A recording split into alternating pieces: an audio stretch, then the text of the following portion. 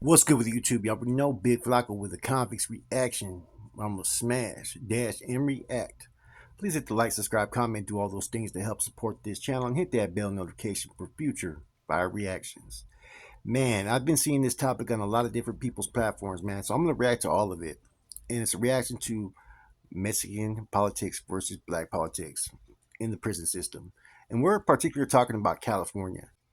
Now, when I think people are talking about in regard to this topic, I think maybe they're talking more along the lines of maybe more with Southern blacks as well as the Sureños down south, their politics. Kumi has their different politics. BGF has different politics. Crips, all of them have different politics, man. That's just the truth of it. Just like Norteños and Sureños have different politics, and the Bices and Bulldogs. So it's kind of hard to really give you guys a true vibe of what is better. In any event, let's just look at a couple things, right? Prison in general, right? This is like one of those topics that it's kind of like an oxymoron situation.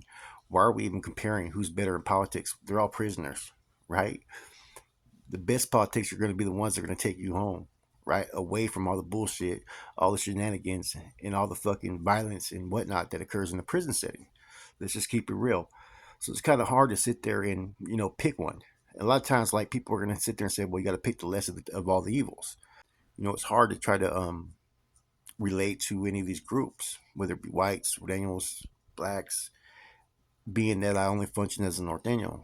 And the guidelines that we followed, we politic really hard within our own kind.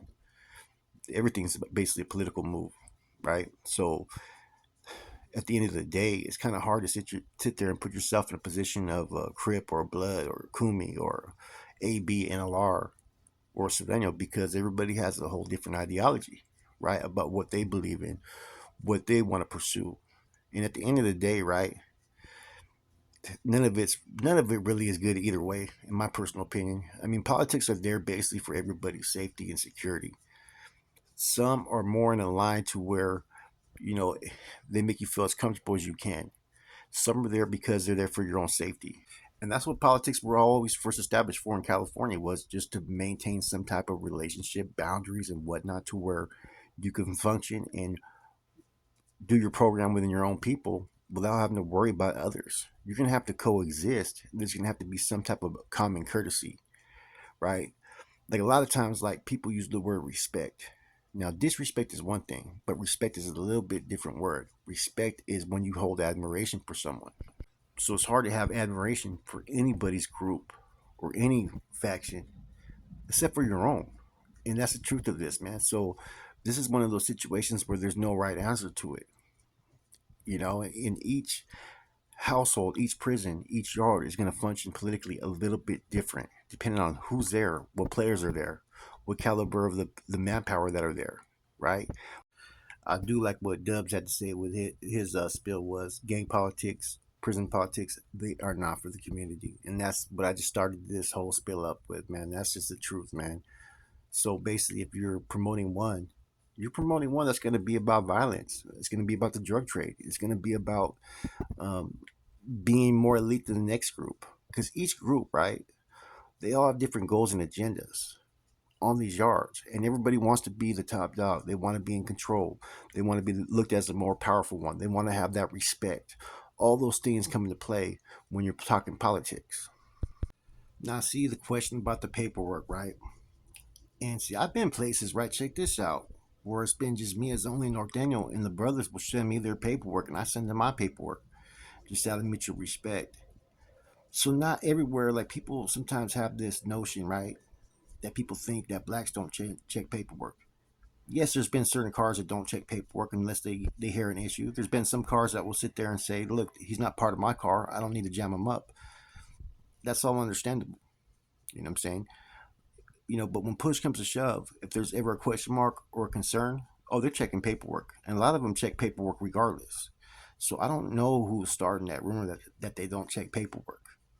The only thing that maybe has any truth to it is if they're not part of their car, therefore they don't feel it's part of their issue, even if they are part of the same race. That's the only thing that could happen. The thing I don't like about this topic is it breeds kind of like racism in a sense if you really think about it. Because you're trying to compare two different races, man. Therefore you're gonna have racial pride that comes into play with a lot of people. That's why my whole response is prison politics, game politics. There's nothing good with any of those. There's nothing that good that comes of it. There's the hating, the betrayal, the jealousy. All that stuff is eventually going to happen, regardless of what politics you put in front of you. Doesn't matter you black, Mexican, or white. If anybody comes in to a position of power that doesn't deserve it and is going to misuse it, those politics are thrown out the fucking door. So let's get out that part about as far as the paperwork thing. Now, there's been a lot of people that have also brought this up, right? They've talked about, okay, Sudanos are allowed to tell on blacks. I don't think in today's prison community that that's even going to be even a chance to happen. I can't speak about in the past that there was people that maybe had done that and maybe were never called out on it. Because let's keep it real. When there's tension and war and hostilities, a lot of times there's no communication. There's no interaction. There could be some dude saying that he has paperwork over there. Ain't no one gonna fucking hear it. So if someone is telling whether they're black or Mexican, a lot of times there's gonna be no communication to prove it because neither side really wants to have to deal with each other. I actually heard about, what I'm saying, was told only one time in my life when I was in 6B. I was there with a puppet from San Jose. Not George Franco, some other puppet. He's from the South Side. He was Chuku actually knew him from way back. And he had told me that in the past there were some Southsiders that would tell on certain homeboys back in the days, and they called it getting down.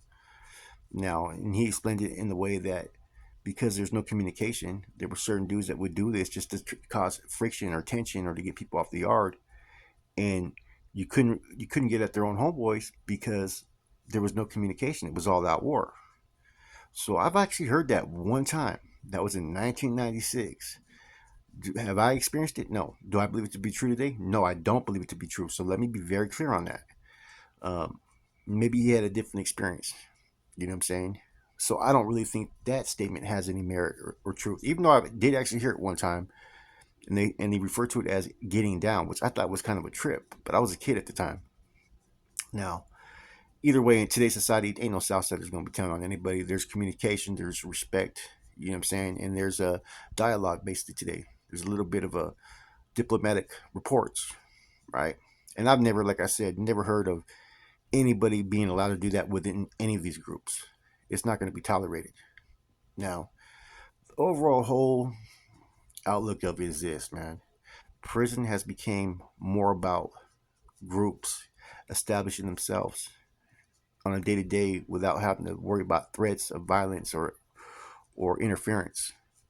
That groups have to do certain things every day. They have protocols to where prison isn't even the fucking place to be, man. And that's what I hope every youngster gets. Fuck the politics, right?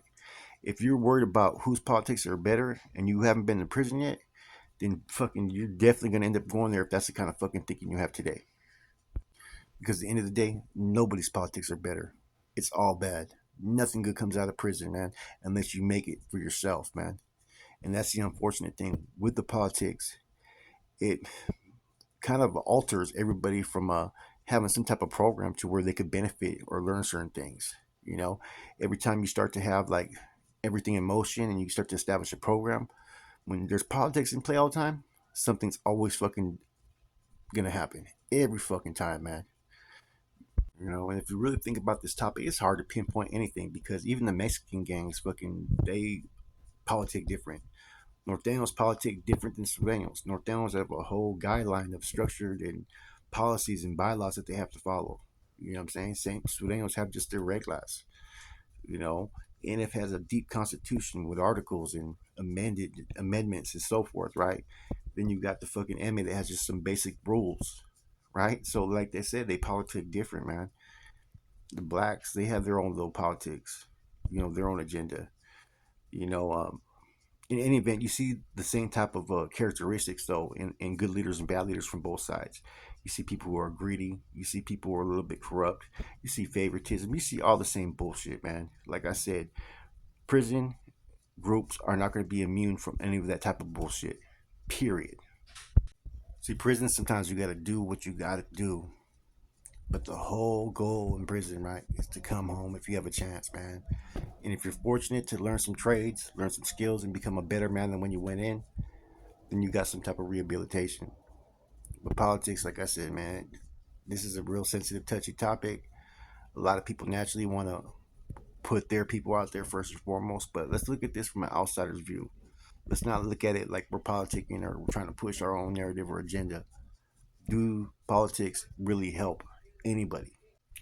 As long as people are showing common courtesy, there's no disrespect, and people are able to coexist, then the politics are working.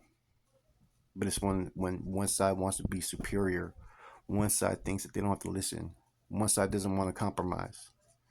That's what it all comes down to in prison politics, man, is egos. Bunch of alpha males that want it their fucking way. And when someone doesn't do something that they want, they're always looking for a reason to fucking get froggy and jump. Anyways, this is just my quick view, man. I watched a couple of channels, man. They had some good content, and it's hard to understand, what's better when you don't know nothing about their politics. You can sit there as an outsider and think you do, but unless you're involved, you really don't. Anyways, this is Convict's Reaction. Your boy Flacco. I'm gone.